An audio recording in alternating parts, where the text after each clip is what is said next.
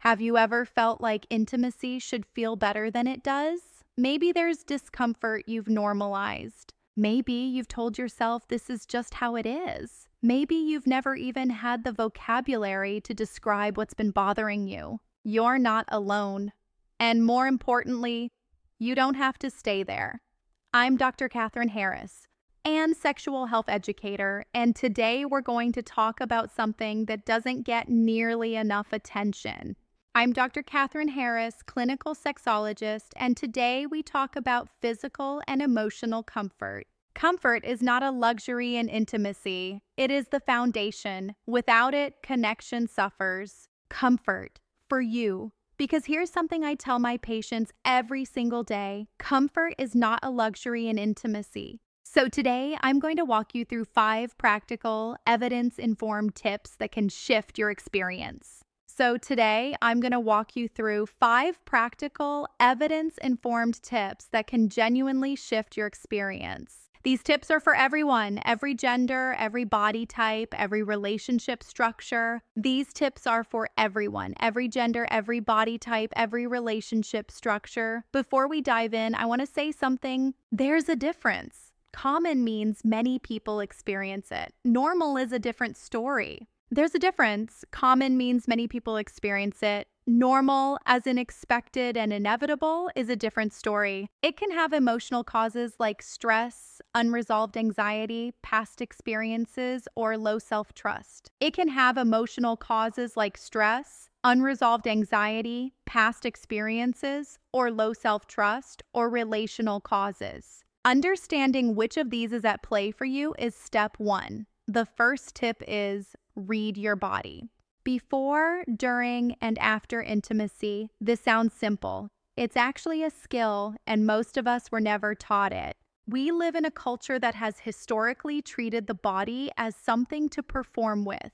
Especially when it comes to sexuality, we're taught to focus on the outcome, the orgasm, the partner satisfaction. It means noticing where you carry tension, what arousal actually feels like, and the difference in tension. Many people carry chronic tension in the pelvic floor without realizing it. It's more common than you think. Knowing your baseline means developing a relationship with your body's signals. Listen to where you carry tension. When these muscles are chronically tightened, often due to stress, anxiety, or trauma, intimacy can feel painful. When muscles are chronically tightened due to stress or sitting long hours, intimacy can feel disconnected. This is a muscular response. It has nothing to do with desire, and the most important thing, it is treatable. Tension in the pelvic floor can affect erection quality and orgasm intensity, yet we rarely talk about it. Yet men are rarely told this because we rarely talk about the male pelvic floor at all. Start with observation. After an intimate experience, take another moment. What felt comfortable? What didn't? Check in with yourself.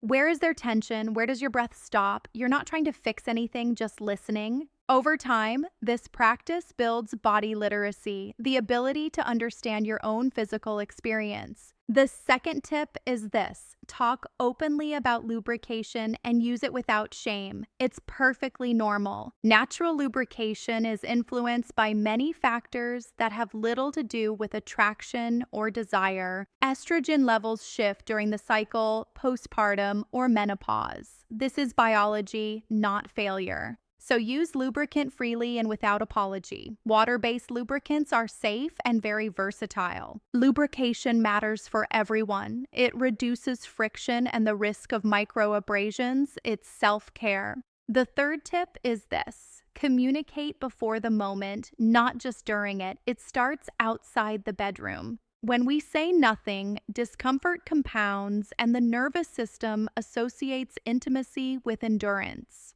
This is not a character flaw. It's about building the relational infrastructure for honest communication. These conversations feel vulnerable, but vulnerability is not weakness. It's the price of real intimacy. What you're building is a culture of feedback where honest communication becomes normal, not scary. The fourth tip is this: understand the role of your nervous system. Intimacy is not just in the body. In the sympathetic state, Fight or flight, blood moves to large muscles and reproductive organs receive less circulation. Arousal lives in the parasympathetic state where the body feels safe and sensation becomes richer. Give yourself time to transition from the pace of the day. Use slow, deep, diaphragmatic breathing. Sensate focus involves slowing down and focusing on sensation rather than outcome or performance. The autonomic nervous system has two primary states. Understanding them is key to a comfortable experience. When your nervous system is in sympathetic dominance, arousal is physiologically harder to achieve. The parasympathetic state is where the body feels safe. Blood flow increases and sensation becomes richer. Slow, deep breathing activates the parasympathetic nervous system. It tells the body you are safe. Mindfulness during intimacy improves satisfaction. It means practicing presence without judgment. The fifth tip is this: what happens after intimacy matters as much as what happens during it. After intimacy, urinate. Flushing the urinary tract reduces the risk of infections and discomfort. After sex, many people experience a range of emotions that have nothing to do with the quality. If you've ever felt inexplicably low after a good experience, this is real. You're not broken. Understanding your partner's aftercare needs builds a layer of trust that makes the next time safer. The quality of your aftercare is a signal to your nervous system about whether intimacy is safe. If experiences consistently end with feeling cared for, seen, and comfortable, arousal becomes easier. Aftercare is not an add-on. It is part of the experience. It is part of the physiology. So let's bring this all together. Know your baseline, develop body literacy, read your own signals. Rethink lubrication, remove the shame, communicate before the moment, build a relational culture. Work with your nervous system, understand that the body opens to pleasure from a place of safety. Build a post-intimacy practice that tells your nervous system this is safe and this is good. None of these tips require a perfect body or situation. They require attention and curiosity. You deserve intimate experiences that feel good, not just tolerable, warm, and present. I'm Dr. Catherine Harris. Take care of yourself. Your body is worth listening to. Thank you. Developing a relationship with your body's signals means noticing where you carry tension. Chronic tension in the pelvic floor can make intimacy feel uncomfortable or disconnected. Vaginismus is a muscular response, not lack of desire. It is treatable with care. The pelvic floor supports the bladder and rectum. Tension here affects your overall sensation. The idea that a person should be immediately lubricated is a myth that causes shame. Saying you want to use lubricant is not failure, but an act of self-care. Healthy partners respond with curiosity, not frustration, when you express your needs. Give yourself and your partner time to transition from the pace of the day into a different mode. Developing a relationship with your body's signals means noticing where you carry tension. Chronic tension in the pelvic floor can make intimacy feel uncomfortable, painful, or simply disconnected. Vaginismus, involuntary spasms of the vaginal muscles, is a muscular response, not lack of desire. The pelvic floor supports the bladder, uterus, and rectum. Tension here affects sensation. Natural lubrication requires more time and more specific stimulation than people realize. The idea that a person should be immediately lubricated is a myth that causes unnecessary shame. Saying you want to use lubricant is not an admission of failure, but an act of self-care. Healthy partners respond with curiosity, not frustration, when you express your needs. Arousal lives in the parasympathetic state where the body feels safe and sensation becomes richer. Give yourself and your partner time to transition from the pace of the day into a different mode.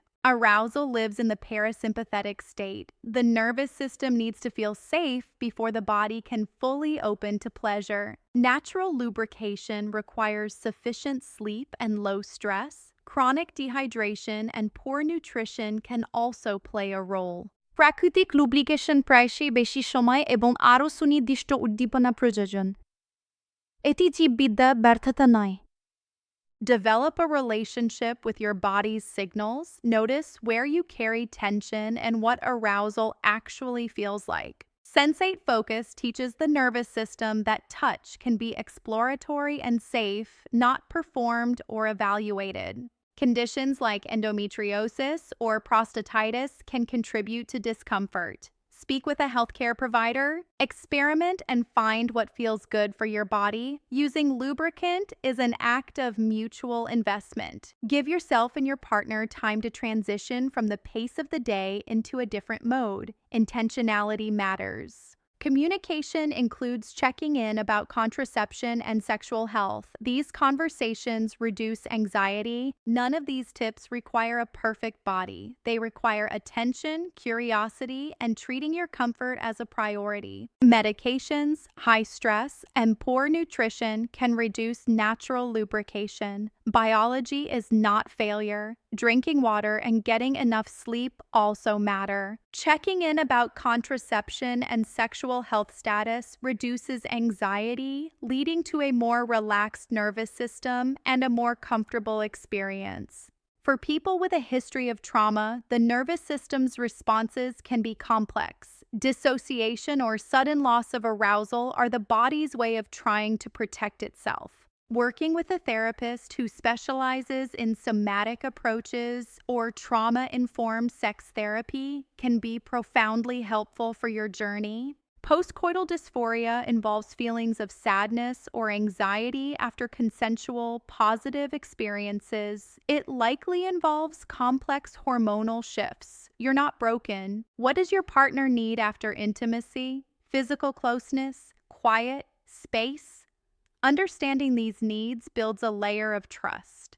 The quality of your aftercare is a signal to your nervous system. If you consistently end feeling cared for, seen, and comfortable, comfort becomes the default. Let's bring this all together. Know your baseline. Develop body literacy. Learn to read your signals before, during, and after intimacy. Communicate before the moment. Build a relational culture where preference is normal. Work with your nervous system. Safety is the key to pleasure. You deserve intimate experiences that feel good, not just tolerable, not just functional, good, warm and present, and genuinely yours. If this content resonated with you, share it with someone who might need it. Let's build a culture of comfort together. Leave your questions in the comments. I read every single one because your journey matters to me. Your body is your home. Treat it with the kindness and listening it deserves. You are worth it. Take a moment now to breathe and notice how you feel after this information. Start your journey today. I'm Dr. Katherine Harris. Take care of yourself. Your body is worth listening to. Until next time. The autonomy of pleasure starts with treating your own comfort as something worth prioritizing. Your journey is yours alone. You deserve intimate experiences that feel warm, present, and genuinely yours. Body literacy is the foundation of this connection. I hope these 5 tips shift your experience toward more comfort and joy. Take care of yourself and your body. Share this with someone who needs to hear that their comfort is a priority. Let's foster a community of supportive intimacy. Patience with your own body is key. Like a growing plant, your relationship with yourself requires consistent care and attention. This concludes our guide on comfort and intimacy. Use this knowledge to build a better baseline for yourself. A new future of connection starts now. From a place of safety, the body opens to limitless pleasure and deep connection. Communication and respect are the pillars of every healthy, intimate relationship. Build that infrastructure today. Mindfulness during intimacy means practicing presence and noticing what you feel without judgment. Real intimacy requires vulnerability. It is the bridge between two people feeling safe and seen. Knowing your baseline means more than just physical sensation. It's about developing compassion for your body's history and its unique signals. The pelvic floor muscles often hold the stress of our entire day. Consciously softening this area is a profound act of self-regulation and care. Honest conversation about what you need and what you'd rather skip fundamentally shifts the dynamic from assumption to active attention. When the body feels safe, it releases hormones that facilitate connection and pleasure. Safety is not a luxury, it's a physiological requirement. Shift your focus from the outcome to the experience itself. There is no right way to feel, only your way. Honor that pace. You deserve intimate experiences that feel good, warm, and present. This guide is your first step toward reclaiming that comfort. Aftercare is a vital part of the experience. It signals to your nervous system that intimacy is a safe and supported space for your body. By integrating these 5 tips, you are building a new foundation for your sexual health, one based on listening rather than performing. Men's pelvic health is rarely discussed, yet it is vital for overall well-being and intimate comfort. Breaking the silence is step 1. Biology is never failure. Understanding our bodies allows us to move beyond shame and into a space of agency and authentic pleasure.